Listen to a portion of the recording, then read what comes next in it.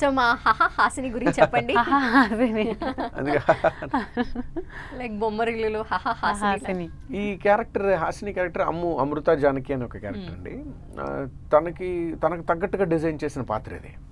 So కథలో కూడా ఆ పాత్ర చాలా చిలిపి పాత్ర, చాలా గడుసు పాత్ర, చాలా పెంకి పాత్ర అది. సో ఏమో రియల్ లైఫ్లో దాదాపుగా సగం మోర్ దాన్ 50% ఆ పాత్రకు చాలా దగ్గరగా ఉంటుంది. సెట్లో ఆఫ్ స్క్రీన్ ఆన్ స్క్రీన్ ఎవరి మీద కౌంటర్ వేస్తుంది, అసలు భయం అనేది పడదు. సో ఓన్లీ ఆ అమ్మాయికి రోల్ కెమెరా అన్నప్పుడే తనకి మొత్తం అంతా జీరోలోకి వస్తుంది, భయపడుతుంది, అలర్ట్ అయిపోతుంది. ఒక్కసారి కట్ చెప్పగానే మళ్ళీ చెలరైపోతుంది. సో ఈ పాత్రకు చాలా దగ్గరగా ఉంది. తను త్వరగా ఓన్ చేసుకోవటం, డైలాగులన్నీ తను ముందే కంఠస్థ చేయటం, తెలుగు తెలియటంతో నాకు చాలా ఈజీ అనిపించింది. ఫస్ట్ ఫిల్మ్ అని నేను నా ప్రీవియస్ 2 ఫిల్మ్స్ కూడా హీరోలు ఇద్దరు కొత్త వాళ్ళతో పనిచేశాను.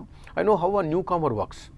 బట్ దీనికి ఫస్ట్లో కొంచెం ఆ న్యూ కామర్ ఆ ఫ్లేవర్ కనిపించింది, కానీ వెంటనే తను దాన్ని అడాప్ట్ చేసేసుకొని బ్యూటిఫుల్గా కొన్ని సీన్స్ అయితే మనం ఏమో ఫస్ట్ ఫిల్మ్ అంటే ఎవరు నమ్మరండి, అంత అద్భుతంగా చేసి దీన్ని ఈ 20 సినిమాల్లో ఎక్స్పీరియన్స్ ఉన్న హీరోతో మొట్టమొదటిసారిగా చేస్తున్న హీరోయిన్ ఒక పార్లాగా వెళ్ళగలిగింది అంటే తన డెడికేషన్, హార్డ్ వర్క్ రీజన్ అంటే.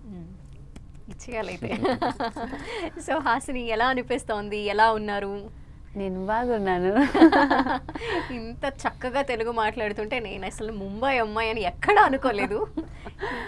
అంటే ముందు నుండి నేర్చుకుంటూ ఉన్నారా, లేదంటే మూవీలోకి రావాలి ఇలా ఆ ప్యాషన్తో నేర్చుకున్నారా? అంటే మూవీలో రావాలని తర్వాత ఆలోచించాను, కానీ ముందు నుండి నేను తెలుగు సినిమాలు చూసేదాన్ని, హిందీ చాలా తక్కువ చూసేదాన్ని.